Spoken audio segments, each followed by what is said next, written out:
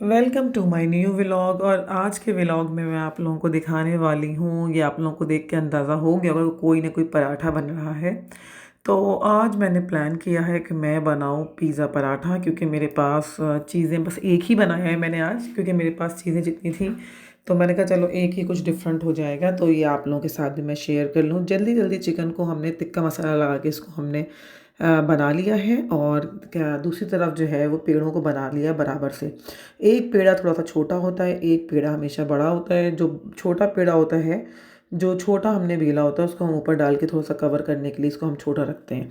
तो ये आप लोग देख सकते हैं कि मैंने इसको कैसे बेला हुआ है। और साथ साथ जो है वो ये पिज़्ज़ा सॉस आप किसी भी ब्रांड का ले सकते हैं, मेरे पास इसी ब्रांड का रखा हुआ था, तो मैंने आप लोगों के साथ यही शेयर कर लिया है। आप लोगों को पिज़्ज़ा सॉस चाहिए, क्योंकि पिज़्ज़ा पराठा बन रहा है तो आप लोगों को पता है कि पिज़्ज़ा सॉस ही चाहिए होगा।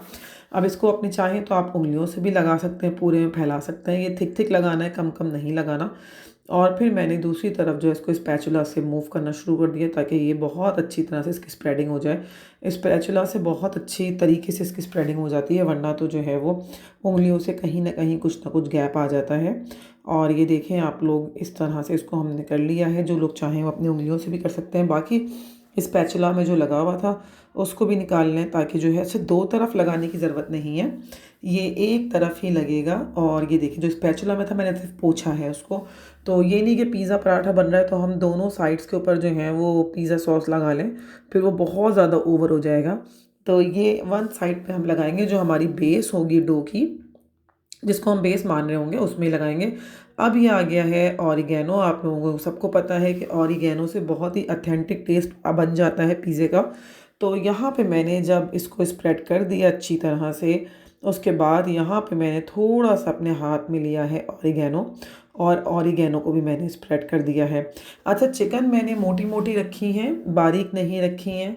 अगर आप लोग चाहें तो उसको रेशा रेशा कर सकते हैं, लेकिन पिज़्ज़ा पराठा हो या मेन पिज़्ज़ा हो, उसके अंदर चिकन साबित साबित बहुत मज़े की लगती है। तो मैंने यही सोच के चिकन के पीसेस नहीं किए हैं, इसको मैंने साबित साबित रखा है। और ये देखें ऑरिगेनो उस पर आ चुकी है। अब मेरा टाइम आता है कि मैं यहाँ पे चिकन को फिल कर दूँ। तो ये देखिए मैंने चिकन की बोटियाँ ही रखी हैं बड़ी बड़ी, क्योंकि इसके ऊपर हमें रोलर नहीं लगाना है। तो ये बोटियाँ मुझे पता है ऐसे ही बन जाएंगी। और जब आप लोग बाइट लेंगे इसका, तो साथ में कटिंग के साथ ऐसी मोटी मोटी बोटियाँ ही आएंगी। तो ये देखिए आप लोग, यहाँ पे पिज़्ज़ा सॉस है, पिज़्ज़ा सॉस पे ऑरिगेनो है, उसके ऊपर ये बोटियाँ रखी हुई हैं, छोटे साइज़ की, बहुत ज़्यादा बड़े साइज़ की नहीं है। तो बस यहीं पे आप लोग देख सकते हैं कि ये किस तरह से पूरी डो जो है पिज़्ज़े वाली ही बनी हुई है। लेकिन क्योंकि आटे हमने पिज़्ज़ा स्टाइल का नहीं गूंदा था, यानी खमीरी आटा नहीं है, तो इसलिए इसको हम इस वक्त ओवन में रख के पिज़्ज़ा नहीं बना सकते, वरना ये इस वक्त बिल्कुल पिज़्ज़ा ही बना हुआ है। तो बहरहाल यहाँ पे आप लोग देख लें कि ये इस तरह से लुक आएगा इसका। और यहीं से आप लोगों को दिख रहा होगा कि क्या होने वाला है इसका नेक्स्ट स्टेप। तो बिल्कुल ऐसा ही है, यहाँ पे हमें चीज़ डालनी होती है।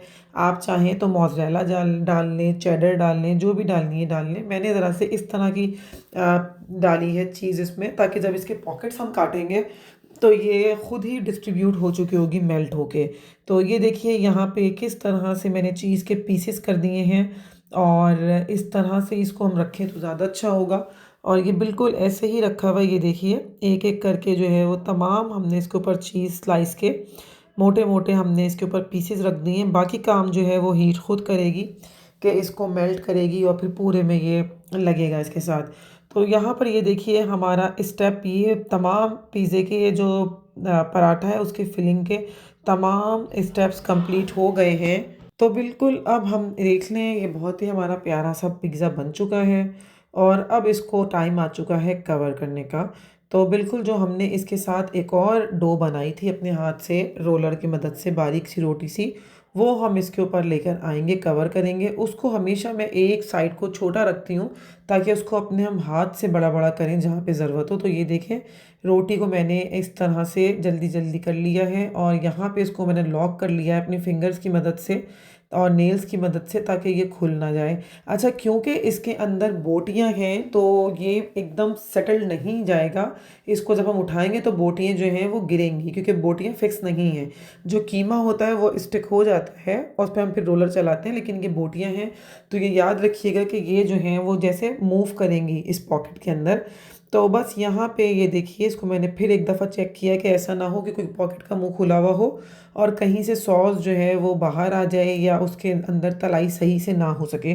तो ये आपने देख लिया। असल में आज मेरे पास ट्राइपॉड मैं किचन में नहीं लेकर आई हूँ और मैंने अपने हाथ से ही शूट किया है, इसीलिए थोड़ा सा मेरा जो कैमरे का एंगल है वो भी एग्जैक्ट नहीं आ रहा। दूसरी तरफ देखिए, पैन हो चुका है हमारा। हल्का सा प्री हीट करना है इसको, बहुत ज़्यादा ओवर हीट नहीं करना है। जिस तवे पे आप पराठा डालते हैं उस पर डाल दिया। अच्छा देखिए, अब ये क्योंकि हमने इस पर लिटाया है और इसके अंदर बोटियां हैं तो वो एक तरफ आई हैं। अब इसको अपने हाथ से मैं सेट करूँगी। मैंने टर्न किया है, आप लोगों को दिख रहा होगा कि इसका जो है वो टेक्सचर, इसका लुक कैसा आया हुआ है। बिल्कुल आप लोग देखिए यहाँ पे। और ये हमारा बस, अब इसके अंदर ऑयल भी डाल दिया है ताकि ये तल तल सा जाए, क्योंकि मेरे पास इस वक्त हाथ में ट्राइपॉड नहीं है तो मुझे एक हाथ से ही शूटिंग करने में थोड़ा सा प्रॉब्लम आ रहा है और वीडियो भी उस लिहाज से उतनी बड़ी नहीं बनी है। लेकिन बहरहाल जो भी मैं कर सकती थी अपने व्यूवर्स के लिए मैंने वो कर दिया। ये देखिए यहाँ पे तो बड़ा ही ज़बरदस्त सा ये पराठा हमारा रेडी हुआ हुआ है और आप लोगों को यकीनन जब आप लोग ट्राई करेंगे आप लोगों को भी अच्छा लगेगा। इस तरह की चीज़ें जो हैं वो जो झटपट बन जाती हैं वो सबको ही बहुत अच्छी लगती हैं, लजीज होती हैं, कुछ डिफरेंट सी होती हैं, क्योंकि समटाइम हम लोग अपने घरों में सालन रोटी खा के बहुत बोर हो जाते हैं। ये कटर आ चुका है, अब आ गया है इसको कट करने का टाइम।